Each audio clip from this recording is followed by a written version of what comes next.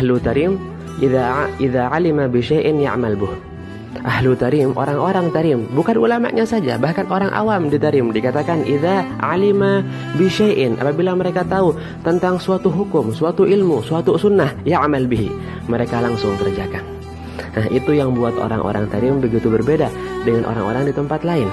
Bahkan saking mereka berpegang teguhnya sama yang namanya sunnah Nabi Shallallahu Alaihi Wasallam. Pernah suatu ketika, saya ketika awal tahun saya di tarim dulu, saya tahu kalau dari dulu ya, saya tahu bahwasanya sunnah masuk ke kamar mandi itu menggunakan kaki kiri dan keluar menggunakan kaki kanan, itu sunnah. Tapi saya gak pernah amalin di Indonesia, gak pernah amalin.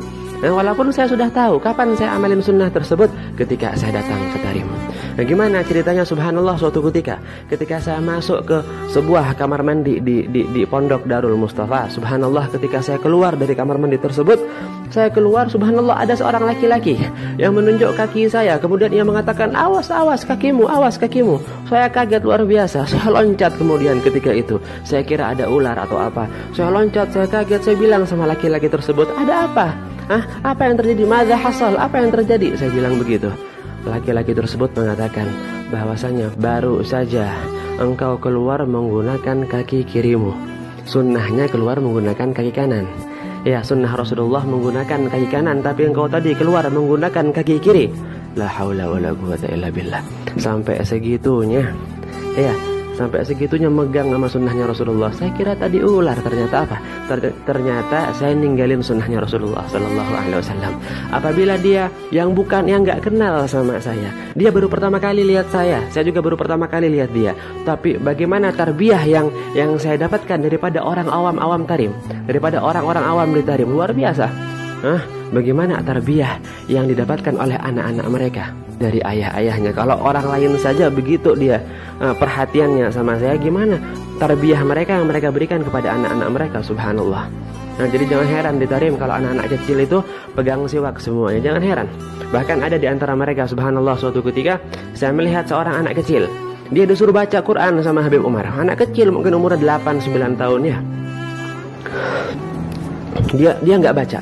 Dia nyari tasnya, di tasnya ada sesuatu yang dia cari. Dia nggak baca. Orang-orang nungguin dia baca, dia nggak baca.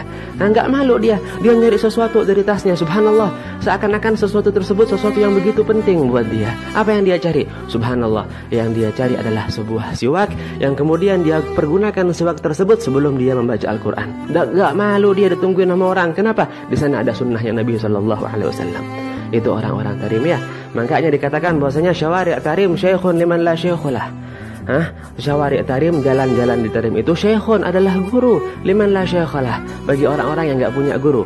Jadi kalau antum datang ke tarim kemudian nggak belajar, misalkan di tarim nggak belajar sama guru, udah cukup ziarahnya antum ke tarim apabila dengan niat yang ikhlas, dengan niat yang siddiq karena Allah Subhanahu wa taala, insyaallah syawari' tarim, jalanan-jalanan di tarim akan menjadi guru buat antum semuanya.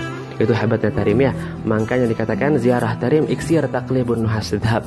Ziarah tarim itu bagaikan iksir, sebuah zat taklibun nuhas dhahab yang dapat merubah seseorang nuhas yang awalnya dia tembaga pulang dhahab, pulang jadi emas. Semoga yang belum datang ke tarim semoga bisa datang ke tarim. Amin amin ya rabbal alamin.